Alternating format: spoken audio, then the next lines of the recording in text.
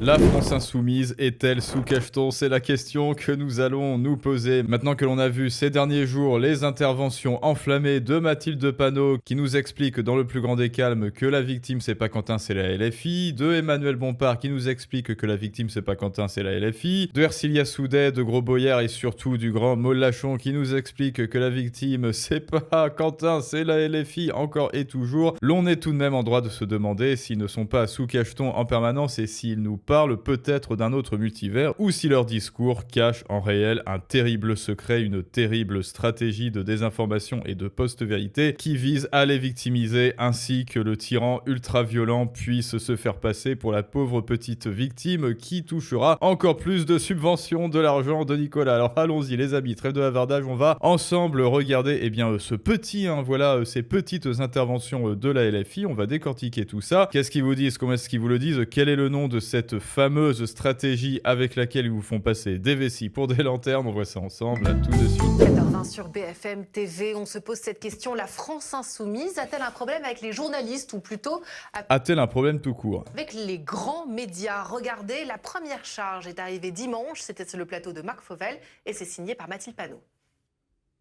Il y a une inversion des valeurs, avec une parole médiatique qui est aussi en jeu. Moi, je vais quand même vous voir. Quand il y a une inversion des valeurs, nous serions désormais les racistes. Désormais, nous sommes les nouveaux fascistes dans ce pays, selon Marianne. La une de Marianne...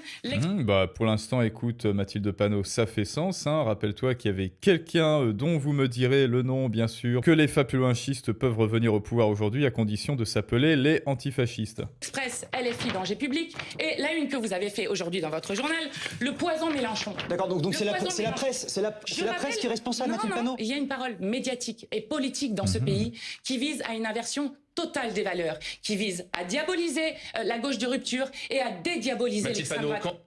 Et la deuxième charge est arrivée. Qui vise à diaboliser la fameuse gauche de rupture, l'ultra-gauche quoi, et à édulcorer, à victimiser l'extrême droite. Et que fait Mathilde Panot depuis la mort de Quentin? Eh bien, elle se victimise et elle diabolise l'extrême droite. Ne vient-elle pas de prouver que peut-être que la LFI est un parti fapuloinchiste d'extrême droite? Je vous laisse juge, mais retenez bien ça, c'est très important pour la suite. La gauche de rupture. Pour déterminer la technique qu'elle utilise, bien sûr.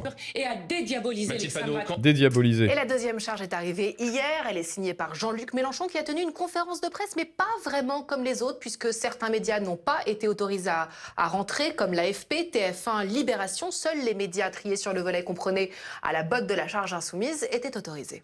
Ça alors, seuls les médias autorisés, seuls les médias triés sur le volet étaient autorisés, et les autres rentraient chez vous. Ça me rappelle certains comportements du siècle dernier, ça. Argument d'après lequel il faut aller sur les grands médias, je ne sais pas en quoi ils sont grands aujourd'hui, mais les grands médias, pour se faire connaître de ceux qui d'habitude ne sont pas de votre bulle, ne valent strictement rien. On ne nous y fait venir que pour nous insulter, nous maltraiter, poser des questions ineptes et offensantes à elles seules. Un contexte de violence contre nous, contexte de montée des pétainistes et des suprématistes d'une manière générale, un rapport aux... Les fameux pétainistes, ah oui, parce que Travail, Patrie, il y avait quelqu'un comme ça de la République, de l'UDR, le Réunion des Républicains, je crois, qui disait famille, patrie, on avait fait une vidéo dessus, et donc c'est le slogan de Pétain, et donc vous êtes pétainiste, sophisme par association. Les médias qui deviennent des protagonistes directs de la montée de l'extrême droite dans notre pays, et puis le troisième point, des historiques de la gauche, non moins historiques. Monsieur Cazeneuve, Monsieur Hollande, tout d'un coup, trace une ligne entre nous et le reste. Alors, stratégie politique... C'est la LFI qui trace une ligne entre eux et le reste. Pour rappel, le monde dans lequel vit la LFI, c'est celui-là. C'est-à-dire, voilà, je trace une ligne, moi je suis la LFI, là c'est centre droit, et tout le reste, ce sont des néo-nouzis. C'est exactement ça le monde dans lequel vit la LFI. Donc la droite qu'ils tracent, la droite qu'ils disent que quelqu'un a tracé, c'est la droite qui a tracé Florent Méluche. Ou dérive, rupture démocratique. Regardez comment Sophia Chikirou, candidate LFI à la mairie de Paris, va encore plus loin en traitant les journalistes des grands médias de nazis à petit pied. Et ça, on l'a vu ce matin. Peut-être que s'il y a un antifasciste, et nous tous les insoumis antifascistes dans l'Assemblée, c'est qu'il doit y avoir des fascistes dans ce pays. Si je m'autoproclame, moi tueur de géants, moi Don Quichotte, alors c'est que les géants existent bel et bien. C'est exactement ce que pense Sophia Chikirou, qui fait qu'elle avoue que les moulins à vent existent, quoi. Et si on commençait par dire « désolidarisez-vous des fascistes », virez les fascistes de l'Assemblée, virez les fascistes des médias, parce qu'on n'en peut plus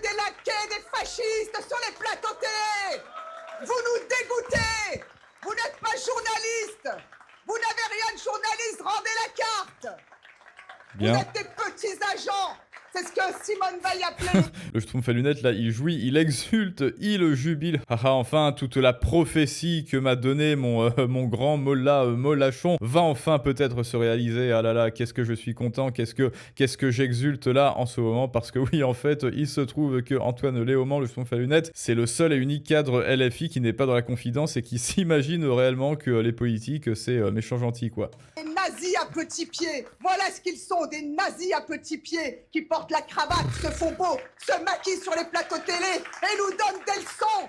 Effectivement, et le Schtroumpf à lunettes en est l'exemple le plus frappant. Merci encore une fois pour ce contre son camp, Sophia Chikirou. Nous a rejoint Jean-Michel Apathy. Bonsoir, éditorialiste à Oh, Quotidien. putain. Il faut rendre la Oh putain, c'était pas prévu ça. carte, Jean-Michel Apathy. Sophia Chikirou pose un problème particulier. Mais je voudrais juste réagir à ce que vous disiez. La France insoumise n'a pas un problème avec les médias. La France insoumise a un problème avec Raphaël Arnaud.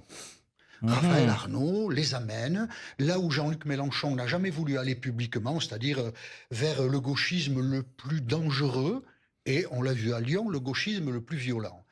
Pourtant, lui, c'est un bon représentant du gauchisme, hein, dis donc. Alors, pour qui dit ça? Mais comme il tient à marquer, continue à marquer malgré tout sa solidarité avec Raphaël Arnaud, nous sommes fiers de Raphaël Arnaud. De quoi vous êtes fiers? Qu'est-ce qu'il a fait de bien, Raphaël Arnaud, dans sa vie, en fait? Il s'est fait des super tatouages dans le cou et après, il insulte des gens qui ont des tatouages dans le cou. Donc, comme il veut, en lutte contre le système, demeurer solidaire de Raphaël Arnaud, il dévie le tir vers les médias et ça donne des choses extrêmement grotesques. Des vérités alternatives. Par exemple, Manuel Bompard, qui samedi soir a vu une parade fasciste à Lyon. Bon, qu'il y ait des gens qui ont eu des saluts nazis et des insultes, oui, mais la parade n'était pas fasciste à Lyon. Sophia Chikirou, comment elle commence son propos? Que reproche-t-on à Raphaël Arnaud? D'être antifasciste? Personne ne reproche à Raphaël Arnaud d'être antifasciste. On lui reproche la manière dont il l'est. C'est très différent. Mais Sophia Chikirou, je voudrais y revenir. Oui, il est fascistement antifasciste. Il nous dégoûte, les journalistes. Nous avons aussi une responsabilité. Vous, ici, spécifiquement, je ne vais pas être gentil avec vous, spécifiquement, vous recevez Sophia Chikirou. Vous organisez des débats entre Sophia Chikirou et ce journaliste parmi les journalistes qu'est Alain Duhamel. Vous allez continuer après sa diatribe? Ce sont aussi des questions qui nous sont posées. Si on nous crache sur la gueule comme ça, si on nous insulte, il faut aussi que nous sachions mettre à distance ceux qui nous insultent. Pardon Jean-Michel Apathy, mais Et quand on nous, boycotte la France Insoumise, c'est interdit par la loi. L'ARCOM nous demande de respecter les temps de parole, y compris de la France Insoumise. Oui, et la fameuse ARCOM qui demande de mettre en avant la LFI, Schtroumpf à lunettes, Antoine Léaumont et autres Bompard pour dire c'est ok, Quentin c'est ok, c'est la faute de Némésis et c'est nous les victimes. C'est vrai, ça c'est le temps de parole. Je ne vous parle pas de la France Insoumise, je vous parle de Sophia Chikirou. Après ce qu'elle a dit, je regarderai avec attention les journalistes des grands médias qui inviteront Sophia Chikirou. Elle a parlé là, vous savez, les agents, elle a eu ce mot. Vous savez à quoi ça m'a fait penser, les agents? C'est le à la matrice. Pouvoir soviétique des belles années, qui qualifiait les journalistes d'agents de l'impérialisme, d'agents de l'Amérique. Moi, Sophia Chikirou, si je pouvais la faire boycotter partout, je le ferais. Ce qu'elle a dit là, c'est un propos ignoble, de guerre civile. Un propos ignoble de guerre civile, et il a aussi mentionné le régime soviétique et surtout les mondes alternatifs. Et maintenant, voilà, vous savez que c'est une analyse, c'est-à-dire innocente, non pas naïve, mais innocente, en ce que je ne savais pas ce que j'allais regarder, et là, je me surprends à plutôt être d'accord avec Jean-Michel Apathy. Alors là, c'est bien la première fois, c'est bizarre, hein, ça fait bizarre en fait. Maintenant, donc, après ce petit résumé de toutes les interventions de la LFI, Sophia Chikirou et tout ce que l'on a vu, donc la question se pose, la LFI est-elle sous cacheton et quelle est au juste cette stratégie de victimisation dont a fait preuve en l'occurrence Mathilde Panot et après Chikirou et le grand Mollachon? Eh bien la première, on l'a vu, cela s'appelle le cry bullying, c'est-à-dire que c'est le tyran, hein, le tyran qui tue Quentin, qui est violent dans les rues, voilà, et après il revient dans les jupes de la maîtresse et il se victimise et il dit non en fait c'est moi qui ai été tabassé, c'est moi que l'on a violenté et comme cela, vous pouvez continuer de violenter les victimes victimes, elle est pas belle la vie. Mais en réalité, la LFI va beaucoup plus loin parce que vous savez, avec LFI, c'est toujours victimisation-ception. En fait, eux, ils ont fait une sorte de victimisation au carré. C'est-à-dire que d'abord, ils ont dit non, c'est pas vrai, oui, la mort de Quentin, mais regardez, petit caillou jeté sur le côté, regardez par là. En fait, c'est eux qui sont violents et c'est nous, les victimes. Et là, eh bien, comme vous l'avez vu, Mathilde Panot, seconde couche de victimisation. En réalité, on essaye de nous diaboliser et de nous dire que c'est nous les tyrans, ce qu'ils font factuellement, et que le collectif Némésis et la droite, c'est les victimes, alors que non, ce sont eux qui font du cryo-bullying, et donc là, c'est super au point, hein. Donc bravo à leurs conseillers en communication. En fait, là, on a des cry-bullies, hein, des tyrans victimaires qui sont en train de dire que ce sont les autres qui font du cry-bullying des tyrans victimaires. Alors ça, c'est pour ça que je vous dis qu'avec la LFI, on est vraiment dans une sorte de victimisation-ception, de victimisation au carré, qui s'appelle cette fois la stratégie du Darvo. Et là, on est à la pointe de la victimisation-ception, et je n'invente rien hein, dans les concepts, regardez. Donc déjà, un cry-bullying ou harcèlement pleurniche en français désigne une personne de manipulation, intimidante ou toxique, mais qui se pose en victime dès qu'elle est confrontée ou que l'on résiste à son comportement de tyran. Donc exemple, une personne tient des propos blessants ou radicaux lors d'une réunion, ou bien alors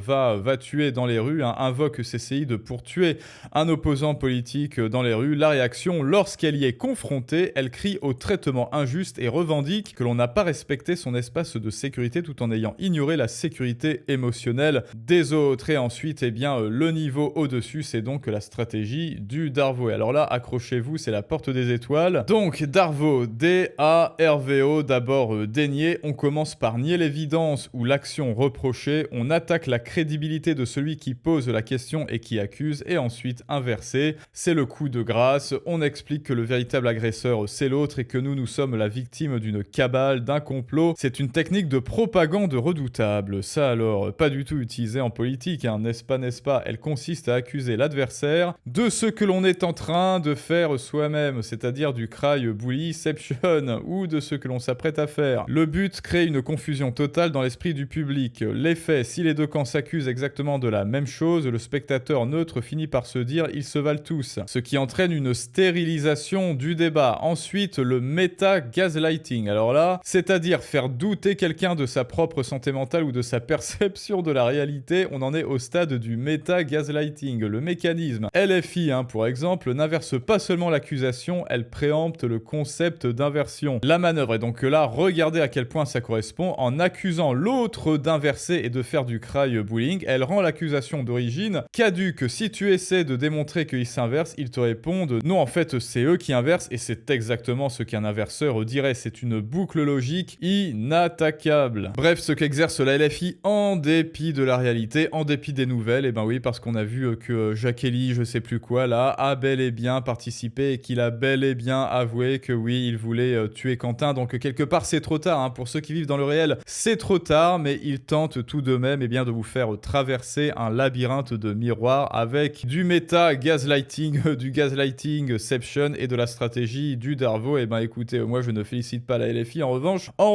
je félicite grandement leurs conseillers en communication. Mais pour rappel, si vous en avez marre que ces gens qui sont payés, un député, 7 000 € par mois, plus les avantages avec vos impôts, rappelle-toi que l'argent, ton argent, c'est avec ton argent, c'est le nerf de la guerre, et que si tu ne sais pas le gérer, si tu ne sais toujours pas épargner et ensuite investir pour construire ton propre empire, eux, ils le feront à ta place, et ce sera un triste empire dans lequel tu es et tu continueras d'être leur serviteur, alors que ce sont eux, bien évidemment, les paysans dans le monde réel, dans le monde de l'état de nature, bien sûr. Et donc, pour ce faire, la première étape, c'est de t'inscrire aux emails pour avoir accès donc à la vidéo Outsider financier, ainsi que de pouvoir avoir accès en avant-première au prochain programme Affranchi qui sortira dès la semaine prochaine. Donc tout ça est en description et en commentaire. Je te laisse y jeter un œil et je te dis à très bientôt pour un prochain storytelling du monde moderne. Mais ça, c'est une autre histoire.